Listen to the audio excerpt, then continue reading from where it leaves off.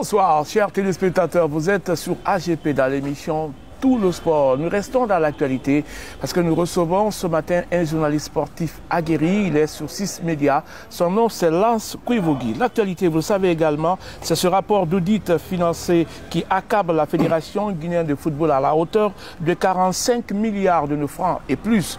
Pour en savoir plus dans cette émission, restez accrochés et bienvenue dans l'émission Tout le sport sur AGP. Bonjour Lance. Bonjour. Ça fait plaisir de t'avoir ce matin. Ah oui, le plaisir est partagé. Merci vraiment. Mais j'ai la migraine ce matin quand j'entends parler de ces chiffres. Qu'est-ce qu'on peut retenir de ces rapports d'audit? C'est quand même, ça donne de la migraine hein, quand on regarde en fond de ce document. Quand on parcourt un peu, on regarde les dépenses effectuées, l'argent perçu par la Fédération guinéenne de football.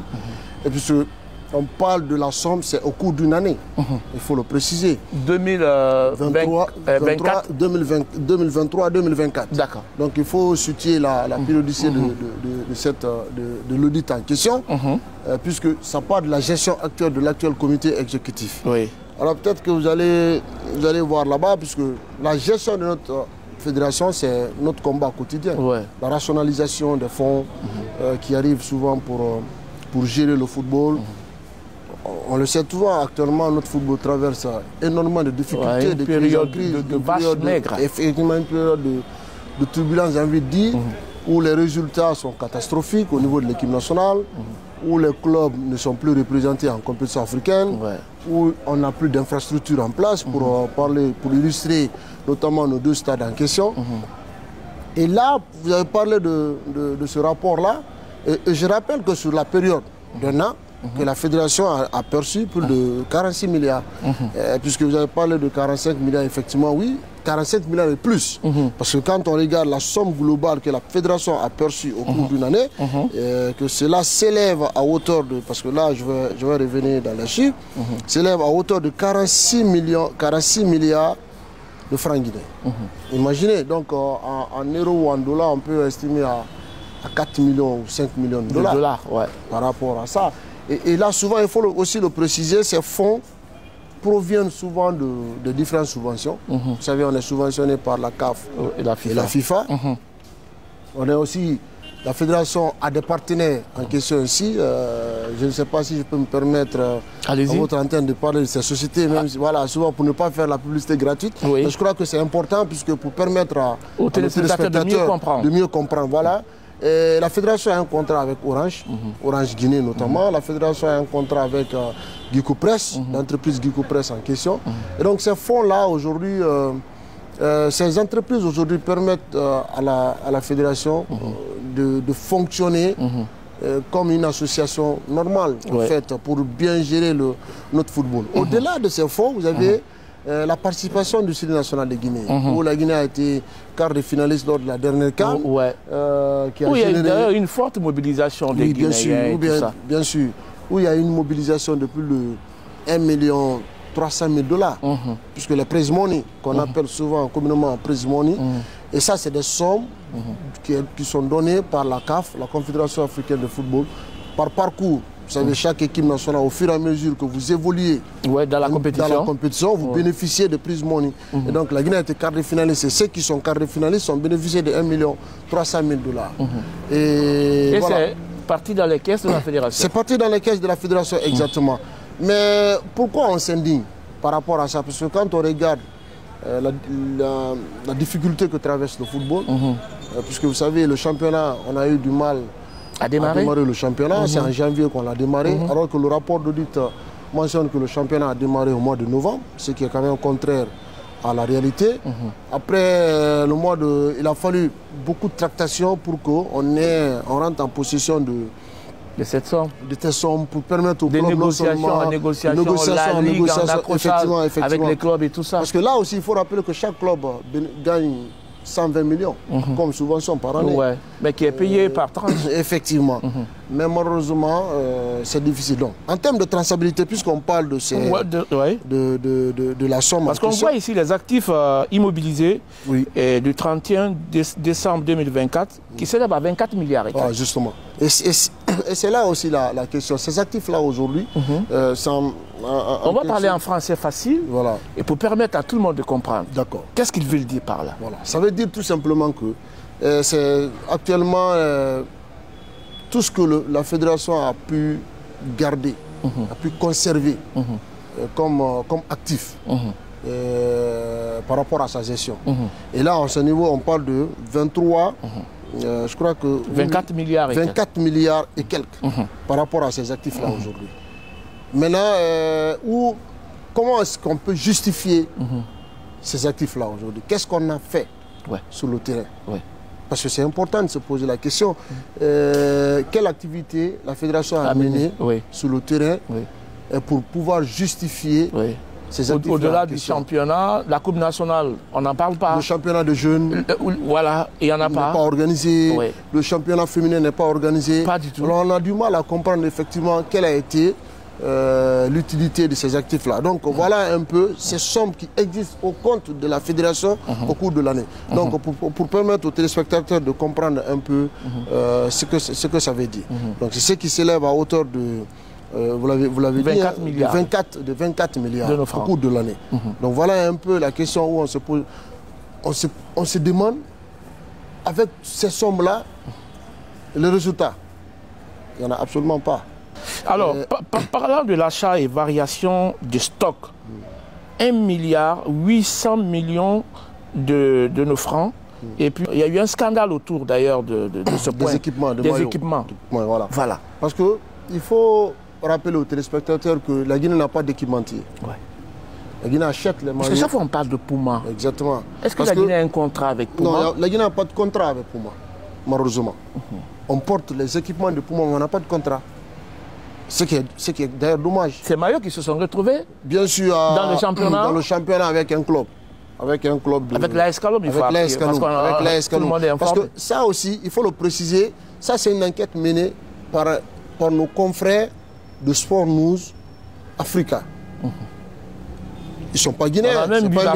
On a même vu la sortie de Malik Traoré. Voilà. Donc ce n'est pas un média guinéen. Sport News Africa a mené une enquête autour de l'achat de ces équipements. Il se trouve que dans l'achat de ces équipements, il y a 23 000 $ qui ont été utilisés pour inclure dans l'achat de l'équipement du Sud national au profit d'un club. Donc, pourquoi on parle de détournement d'équipement? Il y a deux choses dans ces achats-là. Soit le président en a profité de l'achat de l'équipement, parce que quand l'équipe nationale achète des maillots, il y a une réduction de 60%. Donc, soit le président en a profité pour inclure l'achat de son club, l'équipement de son club, afin que le club puisse bénéficier des équipements et après, dans la presse, on a vu une signature d'une convention avec... Oui, il y a eu la signature d'une convention entre les deux entités. Mais sauf que ça a été annoncé par le club en question. Mais quand vous parcourez le site internet, puisque ce n'est pas un équipementier, on va vite. Voilà. C'est une très grande firme qui existe partout dans le monde. Donc quand vous faites un tour sur leur site, vous ne trouverez nulle part le nom de la Guinée, le nom d'un club guinéen, le nom d'un club ouest africain, à plus forte d'un club guinéen. Parce qu'aujourd'hui, en termes d'équipementier, sur le continent, tu n'as que Pyramide, FC d'Égypte, et Mamelodi Sundowns, qui sont partenaires avec... Ça, c'est un gros morceau. Exactement, qui sont partenaires. Et ça, c'est un club sud-africain et un club de l'Égypte. Donc, en aucun cas, il n'existe nulle part dans les fichiers de Puma qu'il y a un club, Puma a sponsorisé un club guinéen. Et donc, quand on prend les dizaines de maillots et vous regardez les maillots d'entraînement, les équipements d'entraînement du Sud national de Guinée, vous allez tout de suite faire un lien. Et qu'il y a cette ressemblance qui est là qu'on ne peut pas nier. Donc voici un peu ces problèmes d'achat-là. Et aujourd'hui, c'est ça la réalité malheureusement. Donc quand vous évaluez la somme en question par rapport à ces achats, on se retrouve à plus de 1 milliard 850 millions. C'est énorme. Alors parlant de la dépense aux charges, impôts, taxes et autres là, nous sommes à 28 milliards. En quelque sorte, la fédération ne paye pas assez. Là, les chiffres se bousculent dans la tête. Oui, mais la fédération ne paye pas assez. au niveau des impôts. Ouais. Ça veut dire que la fédération a plusieurs mécanismes de dévier en quelque sorte au niveau des impôts. Parce que vous prenez, vous avez 46 milliards et comme vous, en termes de taxes, vous n'avez que 28 millions qui est quand même mentionné au cours d'une année. Ouais. Donc ce n'est pas trop. C'est énorme. Voilà. Et donc voici un peu, c'est ce qui explique par rapport à ça. Donc on a que la fédération ne paye que 28 millions comme taxes et impôts. Ok. Parlant de charges du personnel, est-ce qu'à date, on a une idée du nombre des travailleurs de la Fédération guinéenne de football qui reste encore flou? Et là, on nous parle de 8 milliards de francs guinéens. C'est là la grosse interrogation quand on analyse. Parce qu'on entretient le flou. Oui, bien sûr. Quand on analyse un peu ce rapport d'audit et qu'on retrouve qu'en termes de charges et personnel, on a plus de 8 milliards dépensés au cours 8 milliards, oui. 8 milliards dépensés. Pour quel personnel? Parce que c'est important de le savoir. Au niveau de la fédération, je crois que le personnel de la fédération, c'est les travailleurs de la Fédération guinéenne de football. Peut-être que les travailleurs du centre technique de Nongo. Les travailleurs de la Ligue guinéenne de football professionnel et les travailleurs de la Ligue amateur. Et c'est tout. Mais on n'a pas une idée définie du nombre de travailleurs que la fédération prend en charge. Et donc ça veut dire que quand on a plus de 8 milliards, il est expliqué quelque part ici qu'il y a eu gonflement du personnel. Parce qu'on parle d'avoir des charges et autres. Exactement. Oui, on peut trouver là-bas plus de 7 milliards. Oui, surtout charges hautes. Ce n'est pas défini. Quand on dit charges et autres, ce n'est pas défini. Ouais. Et donc on a 17 milliards qui sont volatilisés dans les charges et autres. Quelles sont ces charges-là? Ça se situe où? Dans quel niveau on a ces charges-là? Donc c'est la grosse interrogation qu'on se pose. Maintenant, imaginez 8 milliards pour le personnel, mais pour quel travail? 8 milliards. 8 milliards pour le travail. Pour quel travail? Pour quel travail? À la Fédération guinéenne de football. On n'a pas besoin de nombre pléthorique pour bâtir notre football là. Prenez l'exemple sur la Mauritanie. Personne ne peut te donner le nombre exact du travailleur de la fédération qui perçoivent des salaires chaque année. Il n'y en a pas. Donc tout ça aujourd'hui, parce que ça aussi il faut le préciser, le rapport d'audit n'est pas fait, ils ont pris un auditeur à part. Indépendant. Un auditeur indépendant, Epsilon. Donc, le cabinet Epsilon, représenté par Maître Koli Kourouma. Donc ça veut dire que au départ de Bouassampil, l'Assemblée a été reportée puisque le rapport financier n'était pas prêt. Donc ils ont pris un auditeur indépendant qui a fait son rapport et qui a mis à la disposition du comité exécutif. Et donc à l'issue de ce rapport, c'est ce qu'on est en train de dévoiler. Donc il y a eu des chiffres avancés puisque l'auditeur ne travaille que en fonction des résultats que vous lui mettez à sa disposition. Et donc il a sorti son travail. Et quand on regarde ces sommes faramineuses, on se prend la tête. 8 milliards pour quel personnel à la Fédération guinéenne de football?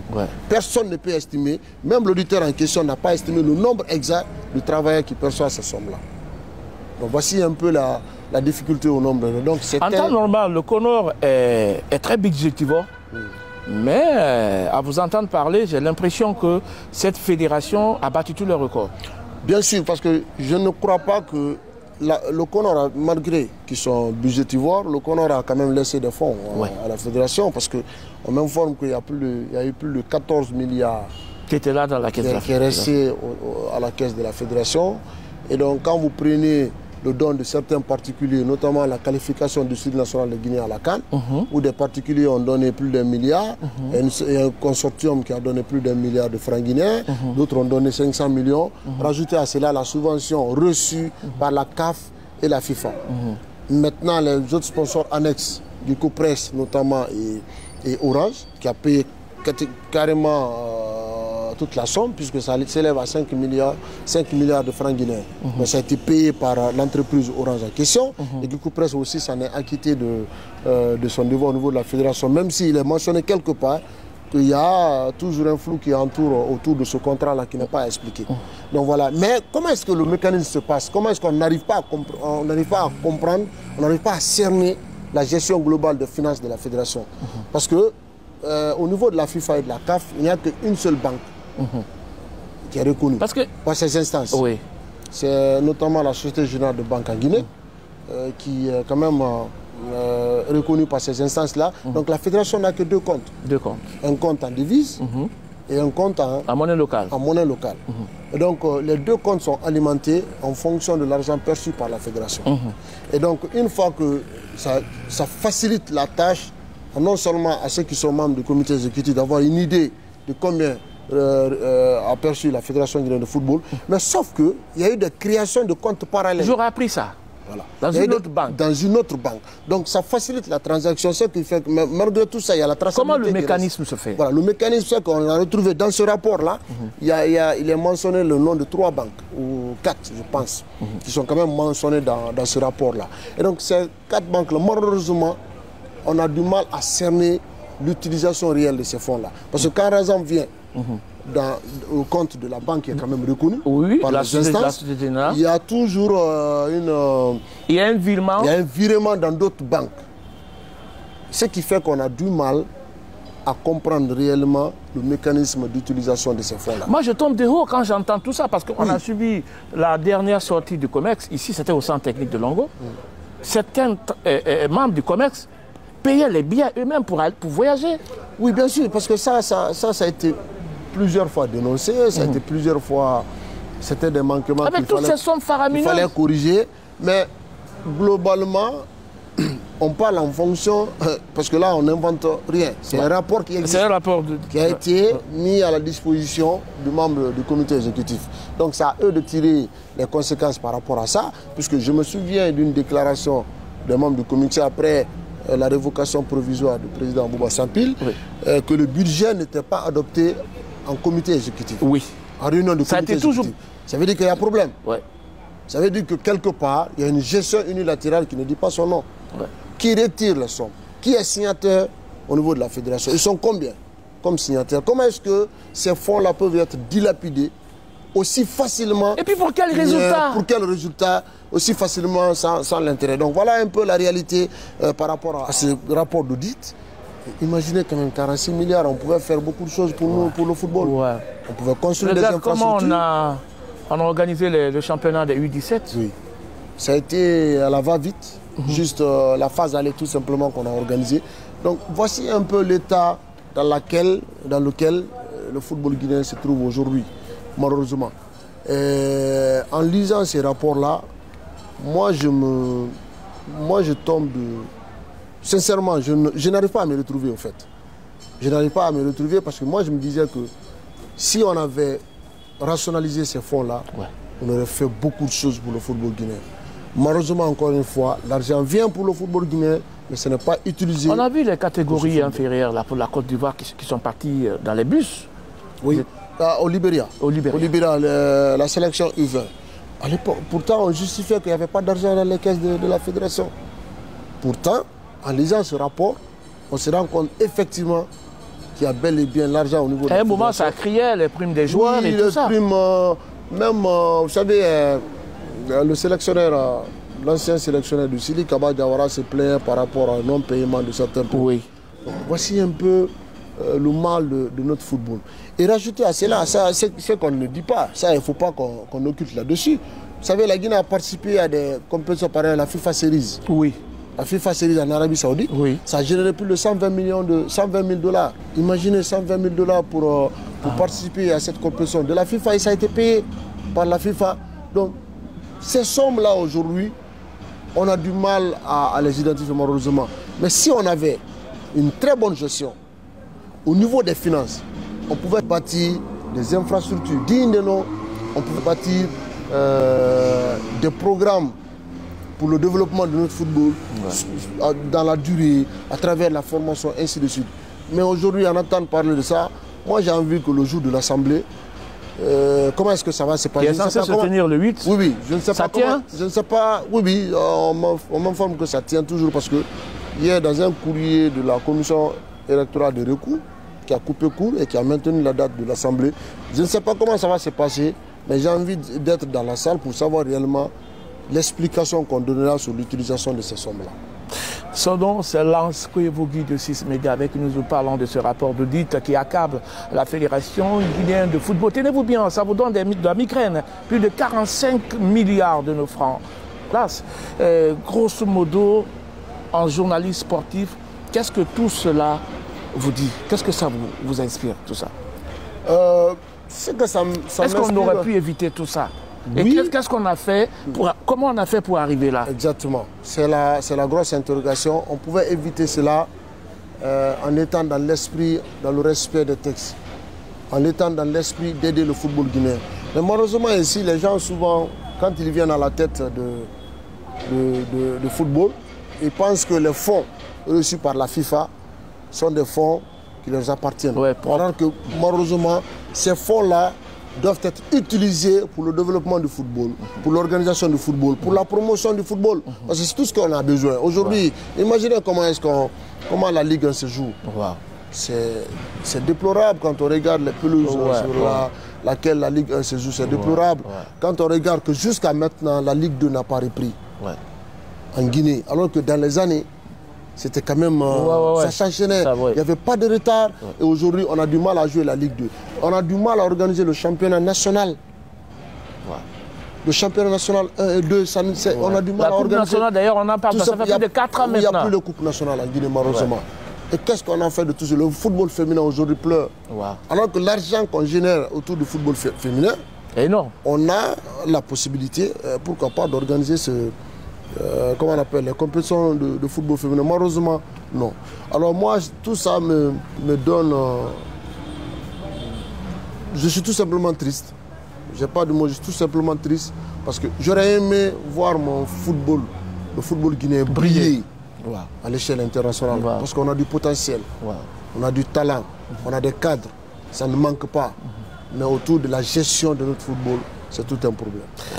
Merci Lars. C'était un réel plaisir pour moi de t'avoir. Merci. J'espère que les choses vont rentrer dans l'ordre. On espère que ça va rentrer en ordre et on espère que cela doit servir de déclic pour une meilleure organisation de notre football dans le futur.